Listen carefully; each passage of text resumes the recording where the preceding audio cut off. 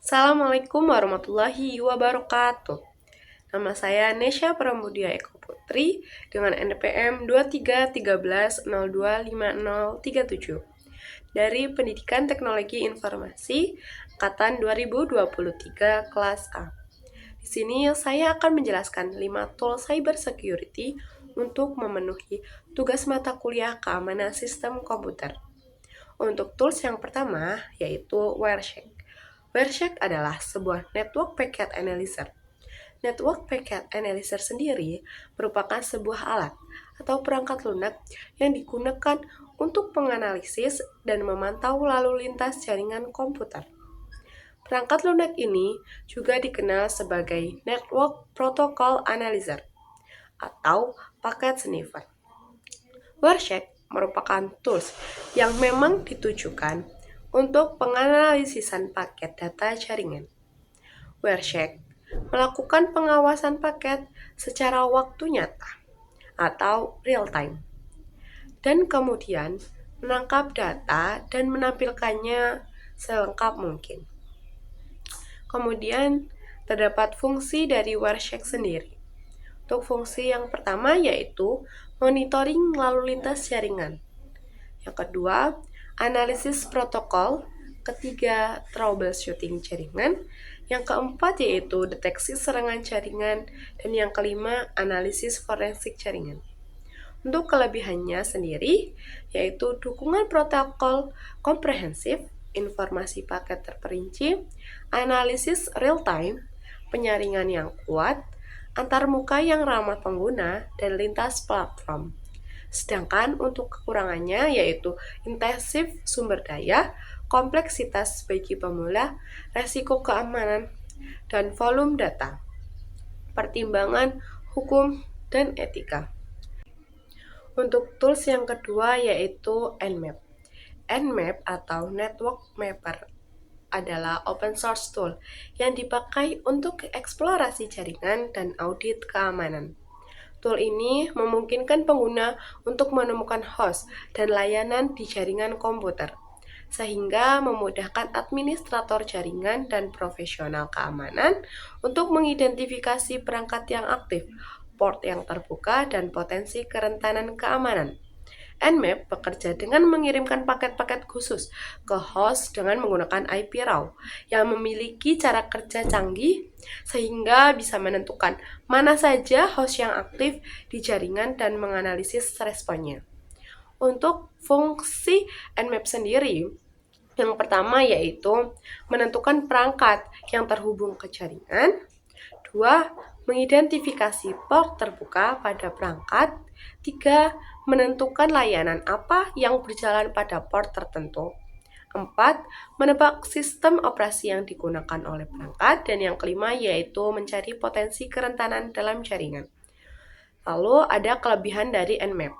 Yang pertama yaitu mampu digunakan sebagai alat inventarisasi jaringan serta pemetaan IP, port, dan layanan.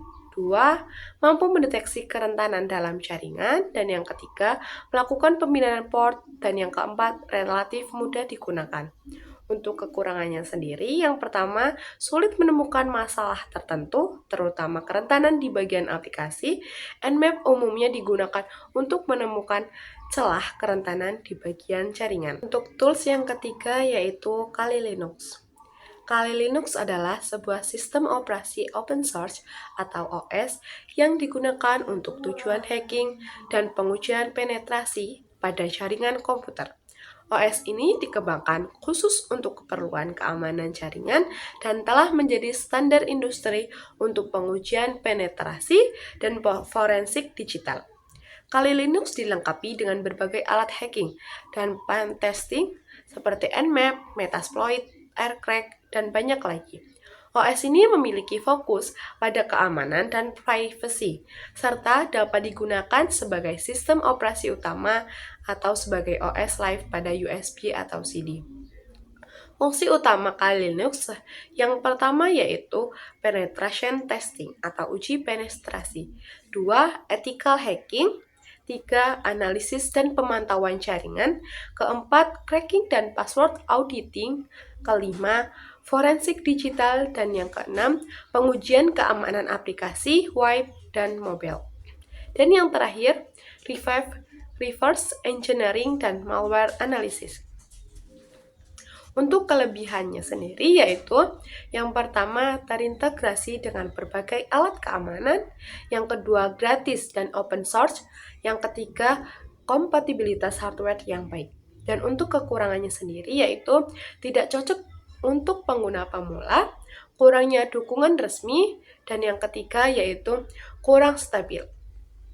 Selanjutnya, tools yang keempat yaitu OpenVAS. OpenVAS adalah framework open source yang berguna untuk mengidentifikasi dan mengevaluasi semua celah keamanan pada sistem dan network.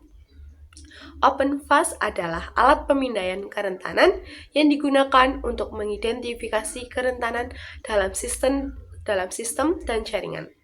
Ini bekerja dengan mengirim permintaan dan mengumpulkan informasi dari target yang dianalisis untuk menentukan apakah ada kerentanan yang dapat dieksploitasi oleh penyerang. Untuk fungsi OpenVAS sendiri adalah vulnerability scanner open source yang digunakan untuk mendeteksi celah keamanan pada sistem komputer, jaringan, dan aplikasi. OpenVAS sendiri melakukan pemindaian terhadap host atau IP untuk mencari kerentanan yang diketahui berdasarkan database CVE atau Common Vulnerabilities dan Exposure. Untuk kelebihannya sendiri, yang pertama yaitu open source dan gratis, yang kedua database kerentanan yang luas, ketiga mendukung berbagai sistem operasi, yang keempat user friendly, dan yang kelima yaitu otomasi scan. Untuk kekurangannya yaitu yang pertama proses instalasi yang kompleks, dua konsumsi sumber daya tinggi, yang ketiga yaitu waktu scan yang lama, dan yang keempat fokus pada kerentanan bukan eksploitasi. Untuk tools yang terakhir atau kelima yaitu Netcat. Netcat adalah tool jaringan yang digunakan untuk membaca dan menulis data melalui koneksi jaringan menggunakan protokol TCP atau UDP. Netcat juga merupakan salah satu tools seperti Nmap, Metasploit, dan lainnya. Netcat adalah alat baris perintah yang bertugas untuk membaca dan menulis data dalam jaringan. Untuk bertukar data, Netcat menggunakan protokol jaringan TCP atau IP dan UDP. Perintah ini dirancang untuk menjadi backend yang andal yang dapat digunakan secara langsung atau dengan mudah dijalankan oleh program dan skrip lain. Fungsi yang pertama yaitu membuka koneksi TCP atau UDP ke port tertentu, 2. Transfer file antar komputer, 3. Remote cell atau akses terminal jarak jauh, yang keempat port scanning sederhana, dan yang kelima debugging koneksi jaringan. Untuk kelebihannya sendiri yaitu ringan dan cepat, scriptable, tidak memerlukan instalasi besar, sedangkan untuk kekurangannya yaitu tidak ada enskripsi bawaan, fungsi dasar, dan berpotensi disalahgunakan dan kurang aman jika digunakan sembarangan. Baik, itu saja penjelasan saya tentang 5 tools cyber security. Saya akhiri, wassalamualaikum warahmatullahi wabarakatuh.